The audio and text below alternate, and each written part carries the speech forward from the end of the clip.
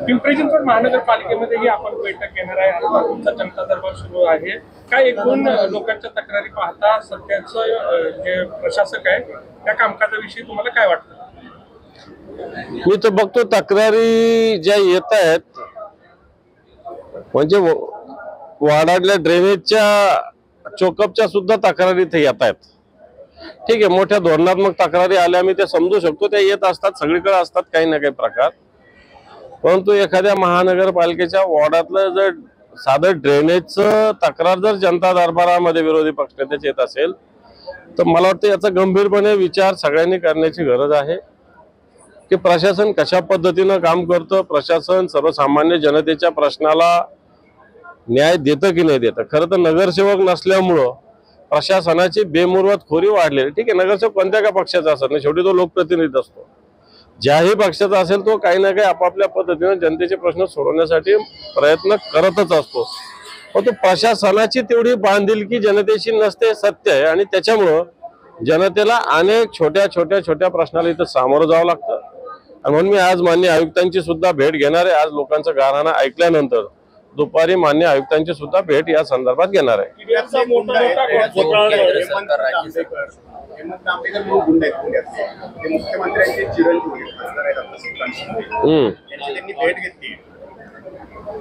काय सांगाल एकूणच गोळीबार आणि अशा पद्धतीने या ज्या भेटीगाठी सुरू आहे? हे पहा, आताचं राज्य कायद्याचं आहे की नाही याचा विचार सगळ्यांनीच करण्याची गरज आहे। हा महाराष्ट्र आपण साधन सुचितेचा सुसंस्कृत महाराष्ट्र म्हणून ओळखला जातो, परंतु या महाराष्ट्रात एक भारतीय जनता पार्टी राष्ट्रीय स्तरावरची पार्टी आहे, जी पार्टी फार बोलबाला स्वतःहून काड्या वळून घेत असते। तिच्याच पक्षाचा आमदार गोळीबार करतो, पण करतो दुसऱ्या एखाद्या विरोधीवर नाही तर त्यांच्याच सहकारी असणाऱ्या पक्षाच्या लोकांवर करतो। एक मुख्यमंत्र्यांचे सुपुत्र वर्षावर पुण्याच्या एका कुख्यात गुंडाला वाढदिवसाच्या निमित्ताने भेटतात। आता कसं ते उत्तर देतील की वाढदिवसाला कोण भेटलं, परंतु वर्षा बंगल्यावर कोणीही येऊ शकत नसतं, त्याची प्रोटोकॉल्स असतात, कोण यायचं काय यायचं, प्रशासन प्रत्येकाला नीट तपासणी करून आतमध्ये प्रवेश देत असतात। आणि अशा वेळेस एखादा गुंड जर वर्षावर जात असेल, आता जो गोळीबार झाला हा गुंडगर्दीचाच प्रकार आहे, कारण ज्यांनी गोळी मारला तो जसा गुंड पळतो तसं ज्याला मारले तोही गुंड पळतो जातो, का धुतलेला तांदूळ नाही हे तितकंच खरं आहे। परंतु हे सगळं होतंय गुंडागर्दीतून, जमिनीच्या वादातून, संपत्तीच्या वादातून हे सगळे प्रकार होत आहेत। पुण्यातल्या गुंडांचं काही उदात्तीकरण केलं जात आहे।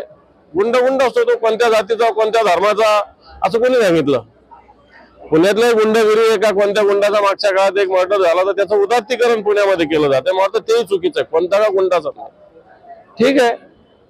परंतु मला असं वाटतं असे गुंड जर दिवसा ढवळ्या मुख्यमंत्र्याच्या बंगल्यावर जात असेल तर हे राज्य मला असं वाटतं गुंडांचंच राज्य आता या महाराष्ट्रात आलेलं आहे। भारत पवार मधल्या काळात गजा मारली या गुन्हेगाराला भेटले होते। आज हा काळ एक मोठं समोर आलेला आहे की अजित पवारांना पिंपरी चिंचवडमधलाच एक गुंडा आहे आसिफ दाडी हा देवगिरी बंगल्यावरती जाऊन भेटला।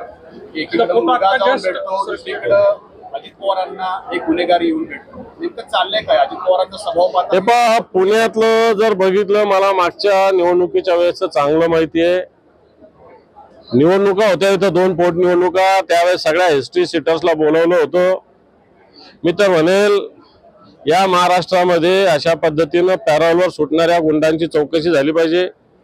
पुण्यामध्ये मागच्या काळामध्ये पॅरोलवर निवडणुकीच्या काळात किती गुंड सुटले बाहेर, किती गुंडांना बाहेर पाठवलं गेलं। आता या पुण्यात ज्या पद्धतीने घडते, आता तो पाटील कोण आपला ड्रग्सवाला, त्याला तर तुरुंगाधिकाऱ्याला कोणी बोलतच नाही, सगळे डॉक्टरांनाच बोलतात, ललित पाटील। आणि म्हणून याच्यामध्ये पुण्यामध्ये पिंपरी चिंचवडमध्ये हा सर्रास प्रकार सरकारच्या आशीर्वादाने चालू आहे। आता जनता योग्य वेळी अशा पद्धतीने योग्य तो धडा शिकेल। आता जे हे गुंड सगळे मी सांगितलं पोटनिवडणुकीच्या वेळेस पिंपरी चिंचवडची पोटनिवडणूक झाली होती एक आणि पुण्याची झाली होती, त्यावेळेस पुणे तुरुंगातून पॅरोलवर कोण कोण सुटलं, कोणी मुख्यमंत्र्यांच्या आणि गृहमंत्र्याच्या कोणत्या हॉटेलमध्ये भेटी घेतल्या मला सगळं माहिती आहे। यथावकाश या सगळ्या गोष्टी बाहेर येतील। याच पुण्यामध्ये कोणत्या हॉटेलमध्ये हे सगळे गुंड भेटत होते याची सगळी माहिती आमच्याकडे आहे. मला वाटतं सर्रास राजकारणासाठी याचा वापर होत आहे लोकसभेच्या अनुषंगाने हे सगळे गुन्हे सक्रिय केले जातात असं म्हणताय. असंच वाटतं. असा जनतेच्या मनामध्ये धाक निर्माण करायचा गुंडागर्दीच्या माध्यमातून आणि राजकीय हित साधायचं असं असू शकतं. सर, उद्धव ठाकरे यांचे कोकणमध्ये दौरे आहेत, काही सभाही झालेल्या आहेत. कशा पद्धतीचा प्रतिसाद आहे? कारण विरोधक म्हणते की या दौऱ्यांचा तसा काही परिणाम होणार. खरं तर कार्यकर्त्यांशी संवाद अशा पद्धतीनं हा कार्यक्रम होता. शिवसेनेच्या तालुक्याच्या किंवा विधानसभेच्या ज्या प्रमुख शाखा असतात तिथं भेट आणि तिथल्या काही शिवसैनिकांशी संवाद अशा प्रकारचा हा उपक्रम उद्धवजी ठाकरे साहेबांचा होता.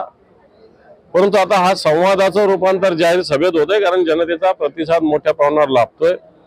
विरोधक काय बोलतात काय नाही बोलत याच्यात मी जात नाही, परंतु तुमच्याच चॅनलवर किती लोक दिसतात हे तुम्हीच बघा. जिथे 1000-500 लोकांशी संवाद आम्ही ठेवला होता तिथे 10-10, 20-20, 25-25, 50-50 हजार लोक येत आहेत. आणि वाटतं उद्धवजी ठाकरे साहेबांची महाराष्ट्रात एक क्रेज आहे, त्यांच्या नेतृत्वाविषयी या महाराष्ट्राला एक आदर आहे आणि त्यांच्या नेतृत्वावर या महाराष्ट्राला विश्वास आहे. ही वचक नाही म्हणा किंवा तुमच्याकडून त्यांच्या राजीनाम्याची मागणी आहे का? कारण एकूण परिस्थिती हे पण हे गेंड्याच्या कातळीचे लोक आहेत. ज्यावेळेस आमची सरकार होती तर पराचा कावळा करत होते लोक. आता ज्या घटना घडत आहेत ते जर बघितलं तर एक कोणतरी कोकणातून म्हणतो की आमचा बॉस सागर बंगल्यावर बसलेला आहे, कोणी म्हणतो आमचा बॉस वर्षा बंगल्यावर बसलेला आहे. आणि मग हे बॉस बसलेले म्हणून हे गोळ्या मारतात, लोकांना मारतात, लोकांचा जीव घेतात, गुंडांना जवळ गुंडांच्या गळ्यात गळे घालतात. आणि म्हणून आज होम मिनिस्टर जे आहे देवेंद्र फडणवीस यांचा या महाराष्ट्रात काही उरलं का? से उरला का मला सांगा ना. मला वाटत नाही. रात्री तुम्हाला माहिती नसेल मुंबईमध्ये सुद्धा घाटकोपरमध्ये चिराग नगर पोलीस स्टेशनच्या तिथं लाठीचार्ज झालाय. अश्रू सोडावं लागलं का? गुंडागर्दी झाली, गाडीच्या काचा पोलिसांच्या फोडल्या गेल्या. मग हेच आहे का पोलिसांची धमक? मुंबईची पोलीस असेल किंवा पुण्याची पोलीस असेल किंवा पिंपरी चिंचवडची पोलीस असेल, याचाच अर्थ या महाराष्ट्रात गृहमंत्र्यांचा कोणत्याही प्रकारे कायदा सुव्यवस्थेवर धाक राहिलेला नाही. भाषण करण्यात आणि राजकारण करण्यात ते गुंतलेले आहेत. राज्यातील कंत्राटदार असेल किंवा जे ठेकेदार आहेत त्यांनी आज मुख्यमंत्र्यांना पत्र लिहिलेले की धमक्या येत आहेत राजकीय गुंडांविरुद्ध खंडणी असेल किंवा अन्य कामांसाठी, त्यासाठी कायदा बनवण्यासाठी पत्र लिहिलं मुख्यमंत्र्यांनी. का ही वेळ आली आता? त्या ठेकेदार असतील किंवा इंजिनियर्स असतील, आता त्यांनी अर्ज विनंती कोणाकडे केली?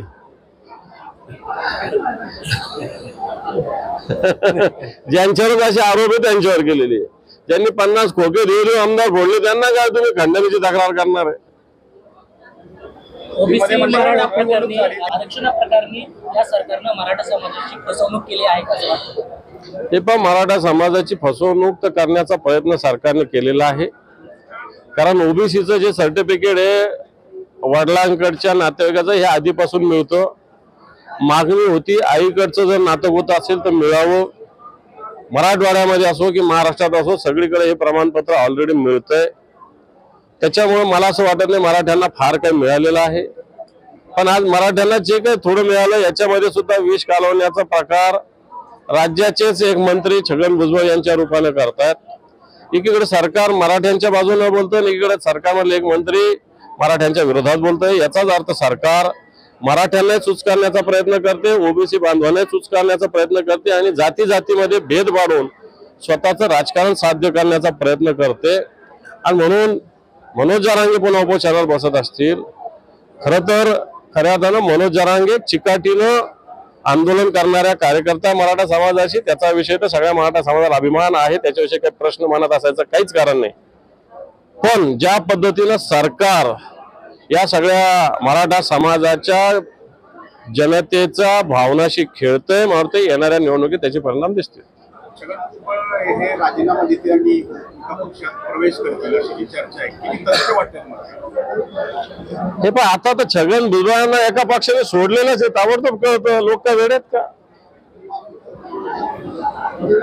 बरोबर आहे का नाही?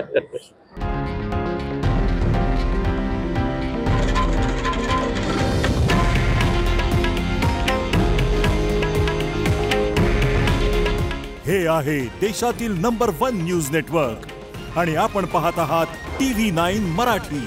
काळजी तुमची, हित महाराष्ट्राचं.